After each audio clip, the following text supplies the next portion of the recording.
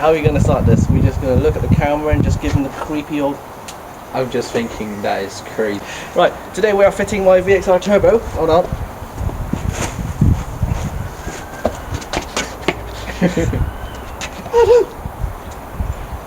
You should compare this to the size of my head. It's only taken a year and a change of car, so it's all good. Let's go for it. Let's go. Do I need a script? Oh, I got a message! Anyway, I feel like I need a script. Hold on. It is recommended to get a fitting kit with the turbo, as you'll most likely find the original nuts and studs quite rusty.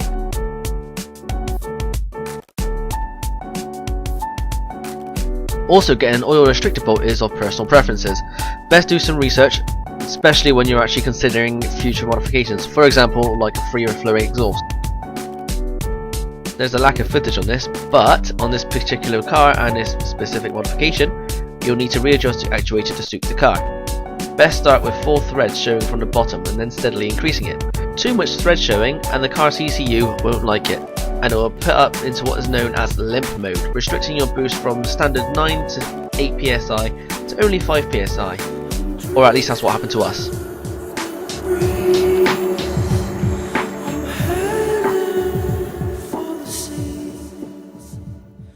We got the whole team today, man. There's Aaron. And where's Rob gone? Rob's gone to get his gloves. Can't see him. At a much later stage, you'll need to prime the turbo with oil before starting car.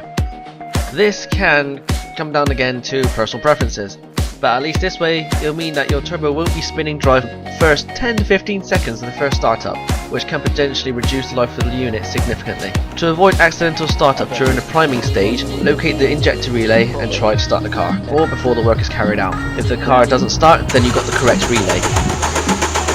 Perfect. Loosen the driver's side wheel bolts. You'll need the wheel off to gain access to the oil filter. Then jack up the car and put it on the stand, and wheel chock on the rear just in case. Yeah. Far enough so the wheel actually spins freely. Oh, it spins freely anyway. It spins freely. Yeah. Makes life easier because now we don't have to bend all the way down there. That's true. You just breached the contract of Toza's contract. Yeah. We never had a contract. He did. He said no filming in the face. Oh, okay, let me film his body. How about that? Is that better? No. There's no face. On this one, you need to like fuzzy his face though. Actually, I'm doing. with just his voice. Wow.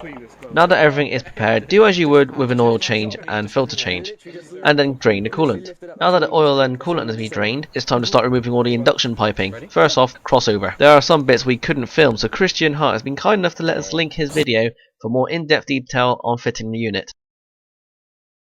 All that is out of the way, it's time to get the manifold nuts and studs off. It's too easy. Best thing for ease of removal is to soak the nuts in WD-40 the night before. We did that and it was pretty much finger tight when it came to removing them. So you'll have to get a newer Astra because they'll obviously go for another Vauxhall. Maybe. I wouldn't recommend a Mark 5. Personal experience. Really? I thought you loved the Mark 5s. It's okay, but it starts getting problems after a few years old.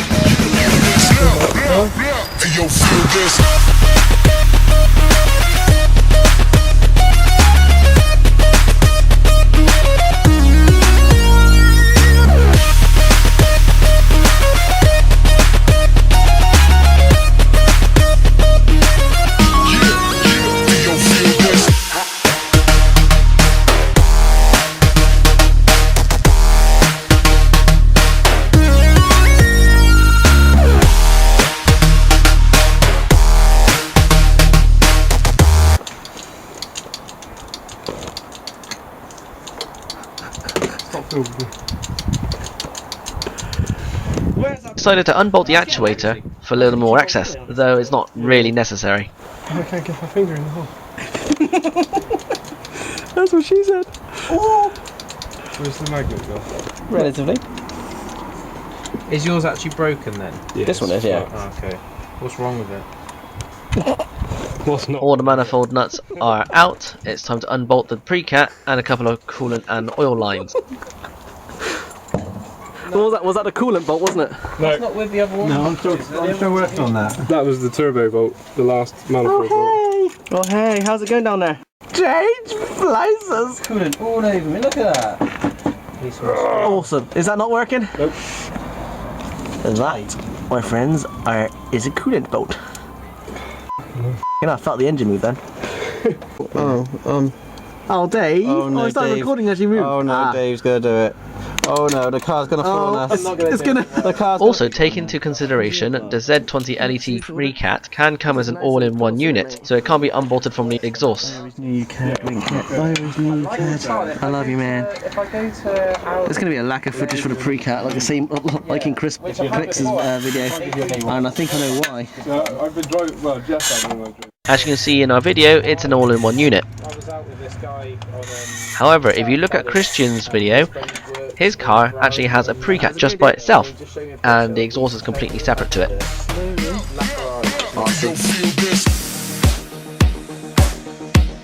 We had some issues trying to get the turbo out, so we opted to unbolt the front breather pipe for more room. Don't forget to put it back on, by the way. Well, we'll do it after. We'll do that one. Yes, it is, definitely. Is that Dave's idea? Removing the studs will also be easy to remove the manifold. An easy way of removing them will be using two nuts. First one will be threaded, and then the second one will serve as a stop point for the first, so you can unscrew the whole thing out.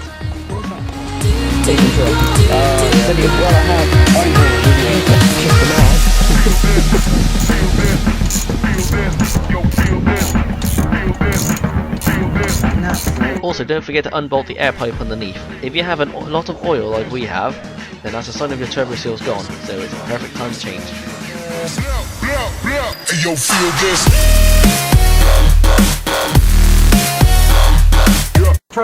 It's a single turbo car, Rob. There's only one here. Mate, I thought it was twin turbo. Aaron, is it twin turbo? Yeah. I can only get one hand up. And I can Twin only get to cab? the bottom pipe. Whatever you do, don't do what we're doing here. This is truly a shoddy job. We had a bit of difficulty physically getting that nut off, We do live up to the name, don't we? so it was easy for it to saw off with enough thread to use two nuts to take it out.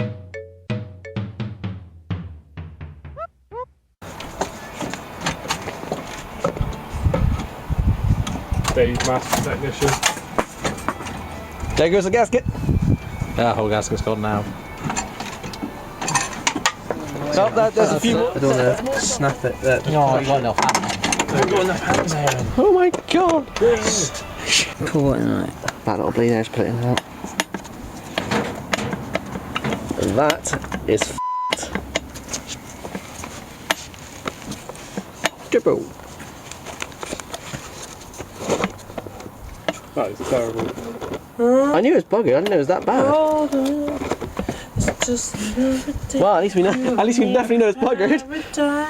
That's why the original VXR. Once that turbo is out, swap the oil and coolant lines for the Z20LET Turbo to the VXR unit. For a much more detailed coverage on that, go to Christian's video.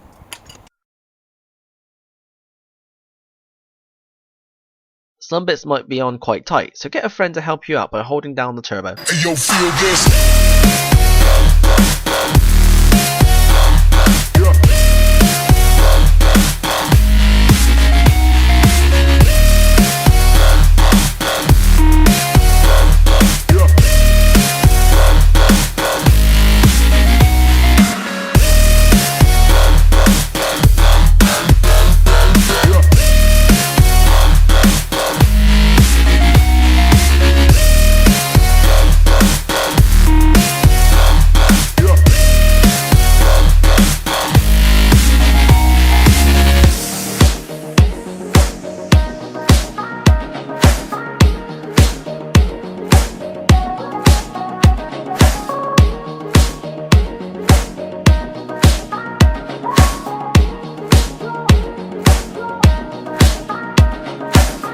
Because the standard turbo is not restricted.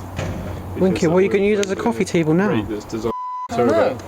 That turbo Coffee is table, I designed for a guess. lower pressure oil. We reach into the skies and say goodbye to gravity. Whilst Rob and I were swapping over the oil and coolant lines, Adam, Aaron and Dave got on to fitting the new studs into the engine block. On the left hand side of the engine block, if you leave the 4 studs there, out for the time being, it'll be easy to put the turbo in. Once the turbo is in, just refit the studs as normal. Now around this time we did have some massive issues with one of the studs, so filming was left alone for a while.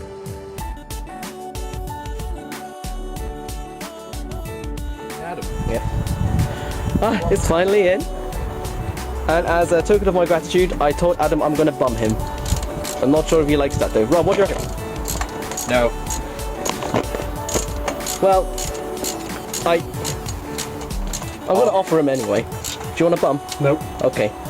I offered. I'm fine, thank you. Is that time of morning again? So that's what I've been doing wrong all this week. Since Karen's been gone, I haven't been getting changed. When he goes home, he showers in his work uniform. Hangs himself up to dry and sleeps like that. Don't you guys do that? You know, you go home, you shower. Oh yeah, I do that. Okay, that's cool. What goes in here? Then you got worried then? That is, you know, the black pipe that was on there. No. Oh, a cane post. Oh yeah, we already had that one. The black pipe's in the cardboard box over there with all the rubbish. Oh, okay. Rubbish. All the rubbish. Gasket on that. Ah, that's Yeah, good. just moving it a bit. That's how I smear some oil into my hair. Keep it Your slick. old ones that came off, they didn't have washers on them, did they? Nope. Oh, so someone's given me a different bag. That's the bag of spares. No one gave you that bag. That's the bag of Me and spares. Aaron were using that bag to help Wink it for the multiple washers that he lost. Yep, because I am just that good. Well, at least they gave us spares for people like him. I found them all anyway, so it's alright. I saved the day. Oh, look at that, Aaron. That's from the the air Exhaust? pipe underneath. Oh, lovely. Absorbed quite a fair bit. Quite your favourite. It says. Nice. Alright. Alright. Good English. Shall I put the air pipe on? Or get the pre-cat on first? I'm just talking to you. Well, worry about the turbo first, Winkit. As I've said like 4 times, I think. You have. It's on film. Yeah. I think so. In all fairness, you always try and find things to do that could be done at the same time as you doing the turbo. Did you get that? Yeah. No, because he'll kick my ass. He's in a bad mood. How did you want? Oh shit, where's the screwdriver going? Ah. We're about there, are we? Yep. How you diddling there, pumpkin? Getting pretty pissed off with this. Is this Tozer saving Winkit again? I said don't move, did I? Pushed it. It's just another day for you and me in paradise.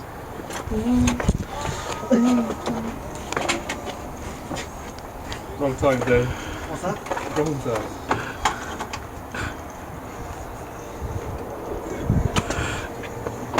Oh, for fuck's sake. Winkit, you dead? You gonna stop fidgeting yet? No, my arms are like, can I rest for 2 seconds then? Your arms. No. Right, There tag we team. Come on, let's go. I can tell he's not spent You've got to a be day able of to, his life doing anything. you've got to pull the actual pre-cat one way and actually it will sit quite nicely. But it's just a lot of tension. What's this jack doing? Hey. It's because Winkit has ladies' arms. Yeah, I know. I'm sorry. Lady arms. Some of it. Oh, it's just slipped. Can you not get it tightened up loads first? That's what I was doing then. Right, bar part of the wrap. This one. Yeah, just so it doesn't keep spinning back. I'm putting pressure downwards while you're doing that.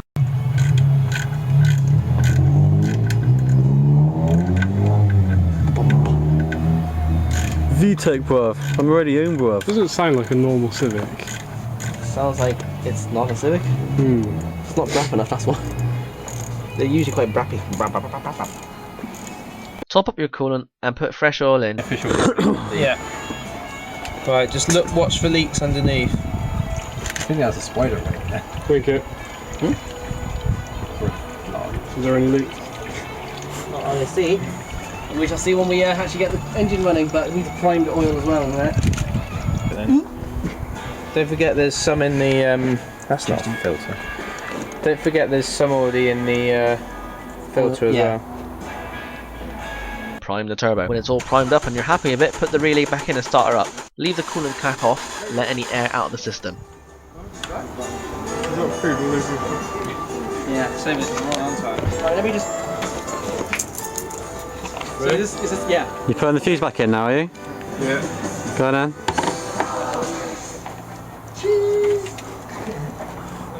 Have a sound through the car. A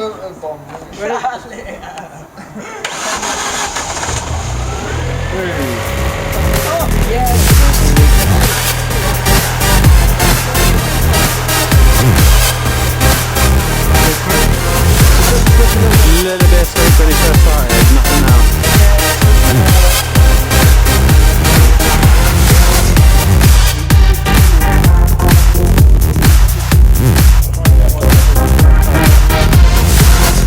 This time we are gonna get it down. Hiding from the camera. It's time to show the lead down Involved in this shit. He's not. From the exhaust making a mess. I have. This much mess.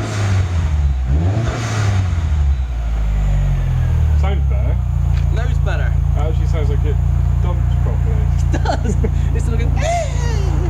Smoke from the turbo for the first time starting up is normal. You reckon it's a good thing? That's fine. If that happened to me, I'd instantly panic and take it to a garage. It's supposed to be like that. It's also where the thing's never been heated up. It's not changing. It's already changing colour, isn't it? It's the When you're happy that there's no air in the system, take it for a drive and warm her up. After it's all warmed up and you stop the car, check for any leaks. From here it's just fine tuning the actuator for your car specifically. When it came to setting the actuator, we set it to the same as the previous Astra. I would have assumed it would be fine, but it threw up a code and put it into limp mode. So I had to start from 3 threads, finally settling for 4.5. Would have gone higher, but didn't want to, you know, set it into limp mode again. To give you an idea of how specific each car is and how different it is, the previous Astra's actuator was showing about 6 to 8 threads, and it never threw up a fault code, and that was also on a standard map, which is what this one's on as well. So bear in mind that each and every car will be different.